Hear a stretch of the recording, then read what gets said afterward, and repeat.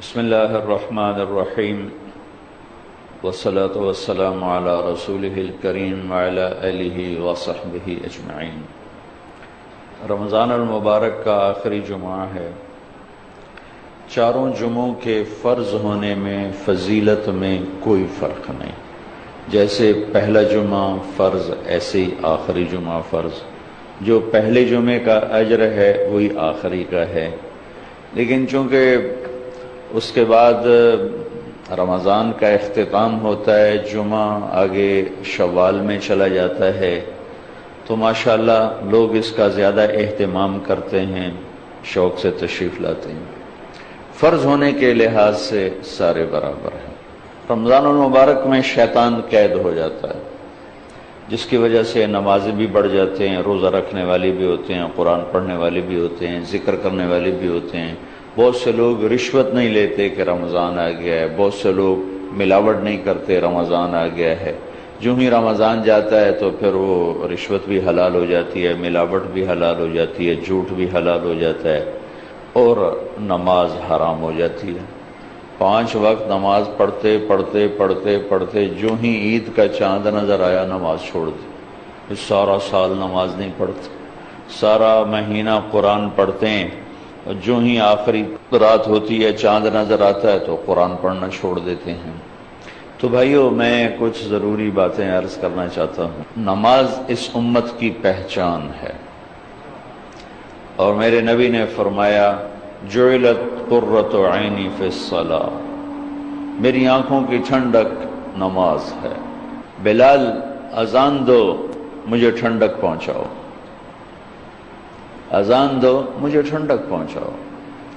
اذان کی آواز سن کے اللہ کے نبی ایسے ہو جاتے تھے جیسے کسی کو پہچانتے ہی نہیں۔ عائشہ رضی اللہ تعالیٰ عنہا فرماتی ہیں کہ گھر میں ہوتے تھے، خوش باش باتیں ہو رہی، جو ہی اذان کی آواز آتی آپ ایسے ہو جاتے جیسے ہم میں سے کسی کو پہچانتے ہی نہیں۔ تو میرے بھائیوں، ایک بہت بڑا مجمع اللہ کے فضل سے یہیں اسی عائشہ مسجد میں کافی عرصے کے بعد، میرے تو اب اکثر سفر ہوتے ہیں، میں نے عشاء کی نماز پڑھی تو بالکل ساری مسجد بھری ہوئی تھی، اور تھوڑی سی میں نے ترغیب دی تو اللہ کے فضل سے سارے 20 تراویح پڑھ کے گئے۔ لیکن اب جب رمضان جائے گا تو ساتھ ہی نماز بھی چلی جائے گی،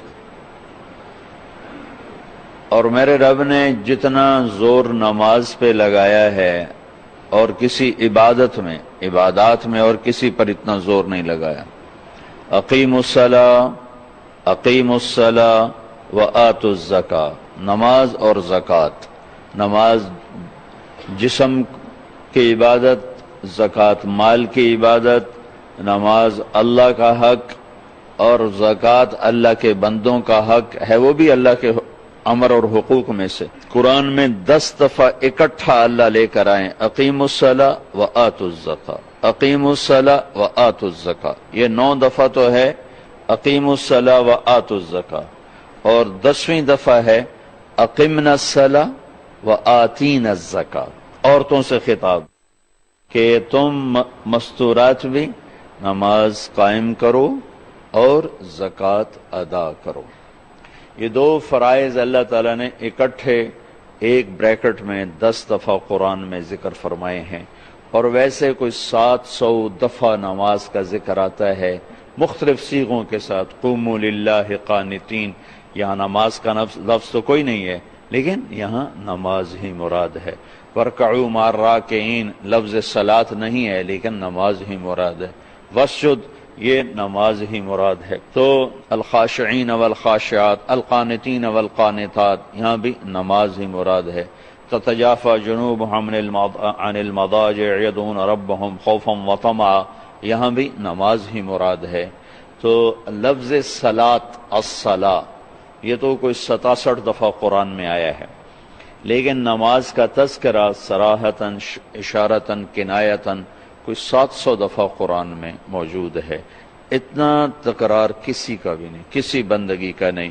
اور میرے نبی جب دنیا سے تشریف لے جا رہے تھے، اور جاتے ہوئے ہر آدمی اپنے اندر کی بات کہہ کے جاتا ہے اور اپنی ساری محنت کا خلاصہ۔ میرے والد صاحب میری گود میں انتقال ہوا تو چند باتیں انہوں نے فرمائی جو ان کی زندگی کا نچوڑ تھیں، تو جو مجھے یاد کرنے کی ضرورت نہیں کہ وہ نقش ہو گئیں، لکھنے کی ضرورت نہیں کہ کہیں بعد میں بھول نہ جاؤں، وہ نقش ہو گئیں کہ جاتا ہوا آدمی کبھی خیانت نہیں کرتا، وہ ہمدردی کے ساتھ کہتا ہے اور اپنی آخری درجے کی ہمدردی اس کے اندر ہوتی ہے۔ اس لیے نصیحت اور وصیت مرنے، حالانکہ وہ بھی نصیحت ہوتی ہے، مرنے والا وصیت اور زندہ نصیحت دونوں ایک چیز ہیں، لیکن جو درد اور جو خلوص مرنے والے کے دل میں ہوتا ہے وہ زندہ کے دل میں نہیں ہوتا۔ آپ دنیا سے تشریف لے جا رہے ہیں، آج آخری دن ہے، 12 ربیع الاول ہے، 7 جون ہے، 11 ہجری ہے، 633 عیسوی ہے، گرم دوپہر ہے جون کی، اور جبریل آ کے عرض کرتے ہیں کہ یا رسول اللہ، موت کا فرشتہ دروازے پر ہے، اندر آنے کی اجازت چاہتے۔ تو آپ نے فرمایا آ جائے، آپ کی اجازت سے اندر آئے اور آ کر کہا السلام علیکم یا رسول اللہ۔ پھر کہا یا رسول اللہ، میں نے آج تک کسی کو سلام نہیں کیا، آپ پہلی ہستی ہیں جنہیں میں سلام پیش کر رہا ہوں۔ پھر کہنے لگا یا رسول اللہ، میں آج تک کسی سے پوچھ کے اندر نہیں آیا، آپ پہلی ہستی ہیں، اللہ نے فرمایا تھا بن پوچھے نہ جانا، اور اللہ نے فرمایا تھا آنا چاہیں لے آنا، رہنا چاہیں چھوڑ کے واپس آ جانا، عیش ما شئت۔ میرے حبیب، جتنا آپ زندہ رہنا چاہتے ہیں آپ کو اجازت ہے، ہاں ایک ضرور ہے، فَإِنَّكَ مَيِّتٌ، موت آپ کو آئے گی، اس سے صرف آپ کا اللہ پاک ہے، باقی سب کے لیے موت ہے۔ كُلُّ مَنْ عَلَيْهَا فَانٍ كُلُّ نَفْسٍ ذَائِقَةُ الْمَوْتِ كُلُّ شَيْءٍ هَالِكٌ إِلَّا وَجْهَهُ إِنَّكَ مَيِّتٌ وَإِنَّهُمْ مَيِّتُونَ، موت سب کو آتی ہے، صرف اللہ پاک ہے اس سے۔ تو آپ نے فرمایا اچھا اگر میں تمہیں اجازت دے دوں تو میری جان نکال لو گے؟ کہا جی نکال لوں۔ پھر آپ نے جبریل کو دیکھا، تم کیا کہتے؟ جبریل بولے یا رسول اللہ، اللہ آپ کی ملاقات کے شوق میں ہے۔ اللہ اکبر۔ تو آپ نے فرمایا آپ پہلے واپس جاؤ، اللہ سے پوچھ کے آؤ میرے بعد میری امت کے ساتھ کیا کریں گے۔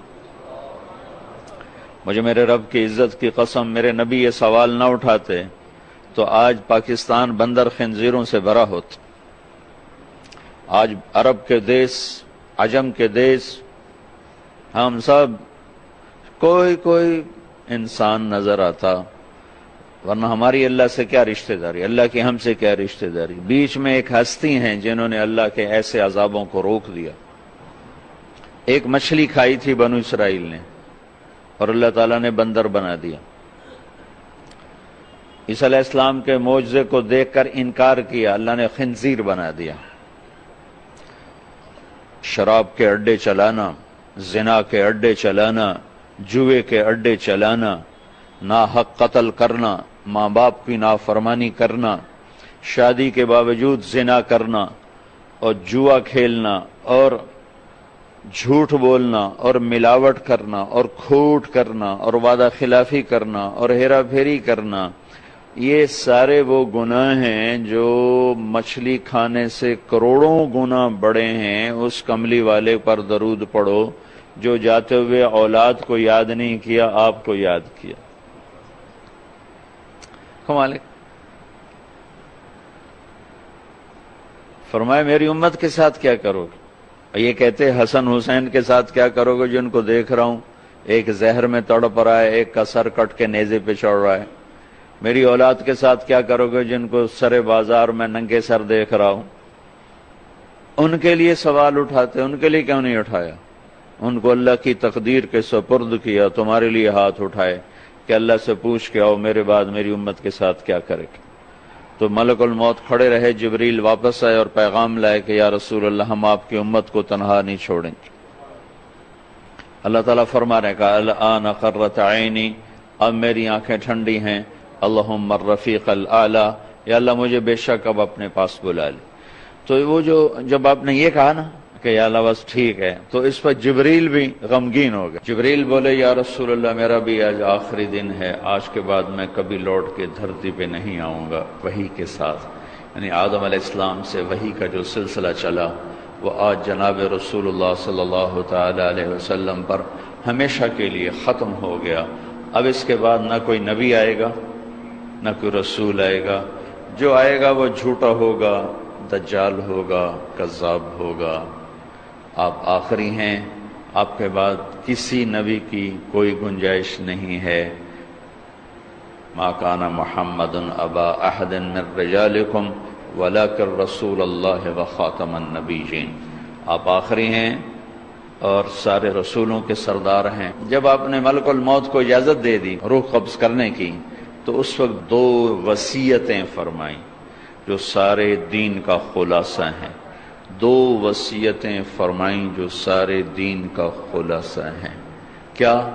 الصلاۃ وما ملکت ایمانکم، حقوق، سارے دین کو ہم تقسیم کرتے ہیں، حقوق اللہ، حقوق العباد، یہ عام ہماری ٹرم ہے، حقوق اللہ، حقوق العباد۔ سارے دین کو 2 لفظوں میں بیان کیا، الصلاۃ، حقوق اللہ، نماز نہ چھوڑنا، حقوق العباد، وما ملکت ایمانکم، میری امت کے غریبوں پر رحم کرنا، جو کمزور طبقہ ہے، مزدور طبقہ ہے، غلام طبقہ ہے، نوکر طبقہ ہے، مرد ہیں یا عورت ہیں، ان پہ رحم کرنا۔